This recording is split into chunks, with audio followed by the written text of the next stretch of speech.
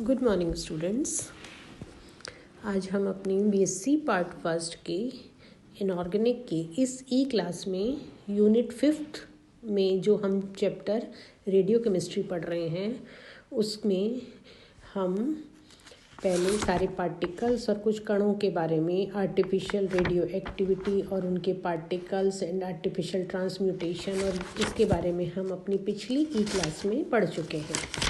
इसी को आगे बढ़ाते हुए या इसकी कंटिन्यूशन में आज हम बात करेंगे difference between nuclear fusion and fission, या इसको हम कह सकते हैं कि नाभिकीय विखंडन और संलयन में अंतर क्या है।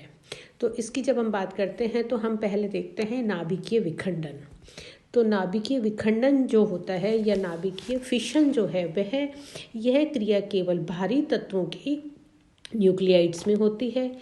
न्यूक्लियर फिशन जो है इस क्रिया में एक भारी नाभिक दो हल्के न्यूक्लियाइड में विभाजित हो जाता है या हल्के दो न्यूक्लियाइड में टूट जाता है या विखंडित हो जाता है।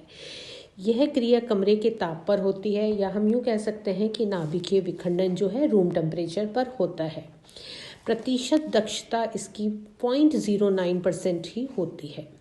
रचनात्मक कार्यों के लिए अभिक्रिया को नियंत्रित किया जा सकता है या कि इसकी अभिक्रिया पर नियंत्रण कर सकते हैं। इस अभिक्रिया में ऊर्जा का विशाल मात्रा निकलती है, या हम कहें कि विखंडन या फिशन में ऊर्जा काफ़ी मात्रा में निकलती है या इमिट होती है। लगभग 200 MeV के बराबर इसमें ऊर्जा निकलती है। ये तो हमने बात की कि नाभिकीय विखंडन या न्यूक्लियर फिशन यानी टूटना या दो अलग अलग भागों में बंटना। अगर हम नाभिकीय संलयन या न्यूक्लियर फ्यूज़न की बात करें यानी कि जुड़ने की बात करें तो यह क्रिया हल्के तत्वों के न्यूक्लियाइड्स में होती है। इस क्रिया में हल्के तत्वों के न्यूक्लियाइड संयोजन द्वारा भारी नाभिक बनाते हैं, यानी कि दो हल्के न्यूक्लियाइड्स जुड़ करके भारी न्यूक्लियाइड्स बनाते हैं या भारी नाभिक बनाते हैं।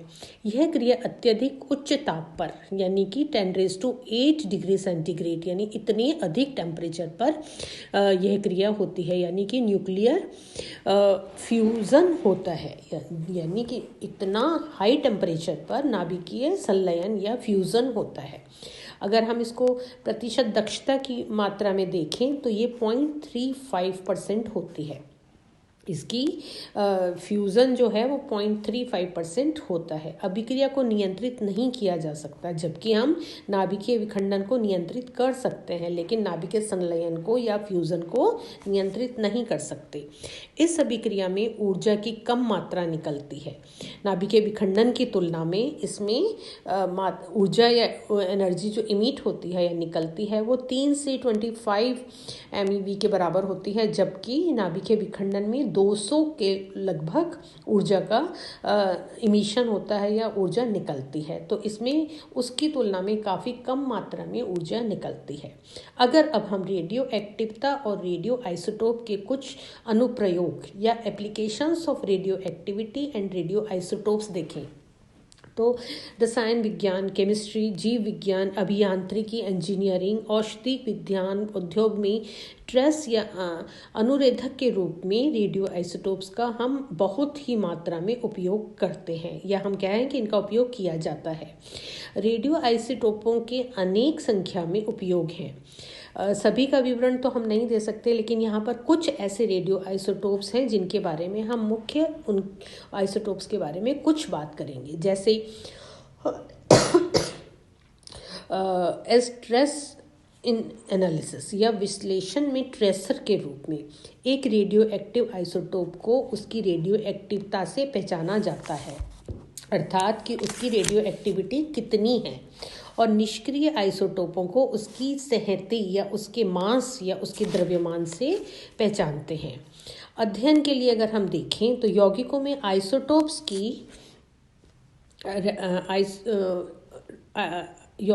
आइसोटोप्स की रेडियो एक्टिविता या उनकी द्रव्यमान या उनका मास एक टैग द्वारा अथवा उनके लेवल के रूप में कार्य करते हैं। लेवल अथवा टैग लगा हुआ तत्व को हम ट्रेसर तत्व या ट्रेसर एलिमेंट्स कहते हैं। अब अगर हम इनको विलेयता या उनकी सॉल्युबिलिटी के आधार पर इनका हम डिटर्मिनेशन करें या हम उनका विलेयता के आधार पर अगर हम इनका निर्धारण करें, तो जो कम घुलनशील या अल्प विलेय पदार्थों को विलेयता के निर्धारण में रेडियो आइसोटोप्स को उपयोग किया जाता है। बेंजीन या अन्य हाइड्रोकार्बन्स में जल की विलेयता निर्धारित करने के लिए जल की निश्चित मात्रा में ट्रीटियम ऑक्साइड के रूप में रेडियो एक्टिव ट्रीटियम 3H1 की निश्चित मात्रा मिलाई जाती है।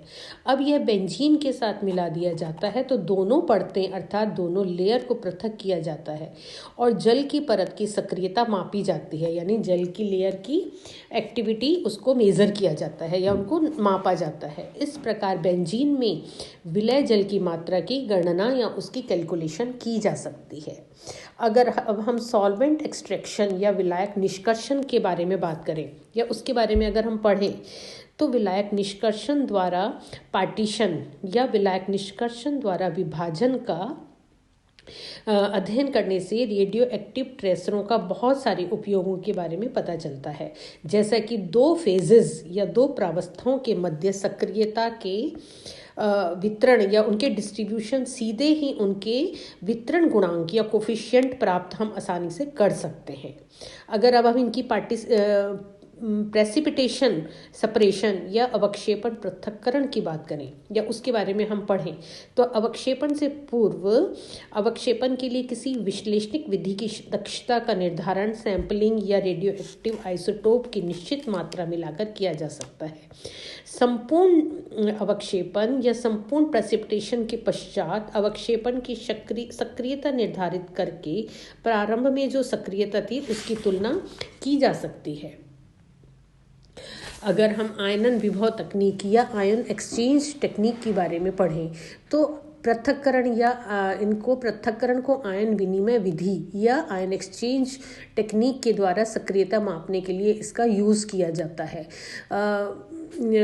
कॉलम में से धोकर पृथक की गई उपरोक्त सक्सेसिव फ्रैक्शंस की सक्रियता मापी जाती है। परा यूरेनियम तत्वों या ट्रांस यूरेनियम एलिमेंट्स को सेपरेशन में यह टेक्निक बहुत ही उपयोगी होती है या इसको उपयोग किया जाता है। अब रेडियो एक्टिव टाइट्रेशन में या रेडियो एक्टिव अनुमापन में यह तकनीक या ये टेक्निक का आधार यह है कि टाइट्रेशन में किसी विलयन की सक्रियता स्थिर रहती है जब तक कि तुल्य बिंदु न आ जाए और उसके पश्चात अनुमापन या टाइट्रेंट मिलाने के लिए सक्रियता में वृद्धि होती है। सक्रियता वक्रों को पारस्परिक क्रिया द्वारा अंतिम बिंदु का सही निर्धारण या अंतिम बिंदु को सही मेजरमेंट किया जा सकता है या किया जाता है। अब ट्रेसर रसायन और अभिक्रिया की जो मैकेनिज्म है या reaction mechanism through tracer chemistry जो है, तो रासायनिक अभिक्रिया में पथ का या उसके मार्ग का पता लगाने में स्थायी रेडियो एक्टिव आइसोटोप यूज़ किए जाते हैं। अभिक्रियाओं की क्रियाविधि की व्याख्या करने के लिए ड्यूटेरियम और कार्बन, नाइट्रोजन तथा ऑक्सीजन के आइसोटोप उपयोग में लाए जाते हैं। जैसे अगर हम कुछ उदाहरण की बात करें तो उनका स्टेरीकरण या एस्टेरिफिकेशन हम देखें तो ट्रेसर के बिना उपयोग किए यह प्रमाणित करना ही संभव नहीं है, या हम कहें कि यह असंभव है कि एस्टेरीकरण अभिक्रिया से निकलता है। वह अल्कोहल के OH समूह और एसिड के H से मिलकर बना है तथा अल्कोहल के H और एसिड के OH से मिलकर बना हुआ CH3 18OH का उपयोग करके यह देखा गया है कि 18O एस्टर में प्रवेश करता है, तो प्रमाणिकता करता है कि अल्कोहल H देता है और एसिड OH देता है, जिससे ये अभिक्रिया जल बनता है। जैसा कि अगर हम इस रिएक्शन में देखें, यह CH3 COOH plus HOCH3, it gives CH3CO 18OCH3 plus H2O। इसी तरह से अगर हम NO2 की उपस्थिति में वायु द्वारा CO का ऑक्सीकरण देखें तो इस रिएक्शन में हम देख सकते हैं कि CO plus MnO2 it gives CO2 plus MnO and MnO plus half O2 it gives MnO2। इसी तरह से अगर हम लेड ऑक्साइड या PbO2 द्वारा H2O2 यानी कि हाइड्रोजन परऑक्साइड का अपघटन अगर हम देखें या इसके बारे में हम पढ़ें तो इसकी जो रिएक्शन होती है, इसकी जो अभिक्रिया है वो इस प्रकार से होती है कि H2O2 plus PbO2 it gives PbO plus H2O plus O2। माना जाता है कि ऑक्सीजन के बनने में प्रत्येक अभिकर्मक एक ऑक्सीजन का परमाणु देता है। जबकि लेवल लगी H2O2 का उपयोग हुआ तब पता चला कि ऑक्सीजन के अणु में दोनों लेवल लगे ऑक्सीजन परमाणु H2O में बिल्कुल नहीं है, जिससे पता चलता है कि ऑक्सीजन अणु पूर्ण रूप से H2O2 अणु से बनता है। PbO2 plus H2O2 it gives PbO plus H2O plus O2। इसी तरह से हम KMnO4 और फ्यूमेरिक एसिड की ऑक्सीकरण भी हम देख सकते हैं। तो अम्लीय KMnO4 द्वारा फ्यूमेरिक एसिड के ऑक्सीकरण से CO2, H2O और HCOOH बनते हैं। जैसे कि इस इक्वेशन में हम देख रहे हैं कि COOH CH plus 5O CH it gives thrice CO2 plus H2O plus HCOOH। यहाँ पर हम 4 कार्बन परमाणु में से कौन सा CO2 देता है, कौन सा HCOOH देता है, ये पता लगाने के लिए हम कार्बोक्सिलिक कार्बन परमाणु को रेडियो आइसोटोप्स लेवल लगा कार्बन द्वारा लेवल लगाया जाता है, जिससे कि हम अभिक्रिया के अंत में HCOOH में कोई भी लेवल लगा कार्बन नहीं है।